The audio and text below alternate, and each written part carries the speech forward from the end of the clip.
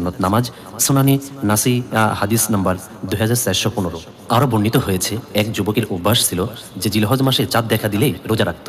মহানবী সাল্লাল্লাহু আলাইহি ওয়াসাল্লাম তা জানতে পেরে যুবককে জিজ্ঞেস করলেন, হে যুবক, তুমি কেন এই দিনগুলোতে রোজা রাখো? জবাবে সে বলল, হে আল্লাহর রসুল, আমার মা বাবা আপনার জন্য উৎসর্গ হোক। এই দিনগুলো পবিত্র হজের প্রতীক ও হজ আদায়ের বরকতময় সময়।